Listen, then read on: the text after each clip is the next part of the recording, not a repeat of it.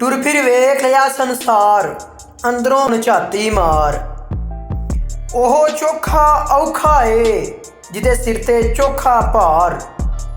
ਗੱਡੀ ਟੁਰਨੇ ਵਾਲੀ ਏ, ਗੱਲਾਂ ਕਰ ਲੈ ਦੋ ਚਾਰ। ਲਿਖਣ ਲਿਖਾਵਣ ਸਾਡਾ ਸ਼ੌਕ, ਲੋਕਾਂ ਦਾ ਹੈ ਕਾਰੋਬਾਰ।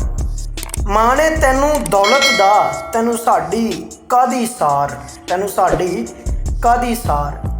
ਲਿਖ ਛੱਡੀ ਬੇਹਿੰਮਤੀ ਨੇ ਸਾਡੇ ਲੇਖਾਂ ਦੇ ਵਿੱਚ ਹਾਰ। ਹਰ ਇੱਕ ਜੋਬਨ ਢਲਵਾਂ ਏ, ਝੂਠਾ ਏ ਹਰ ਕਬੂਲ ਕਰਾਰ। ਕੋਲ ਕਰਾਇਆ ਭਾੜਾ ਨਹੀਂ, ਫਿਰ ਵੀ ਲੰਘ ਜਾਵਾਂਗੇ ਪਾਰ। ਟੱਪ ਗਈ ਅੱਧੀ ਰਾਤੋਂ ਰਾਤ, ਚੱਲ ਹੁਣ ਸ਼ਾਰਕ ਚੱਲੀਏ ਘਰ, ਚੱਲ ਹੁਣ ਸ਼ਾਰਕ ਚੱਲੀਏ ਘਰ।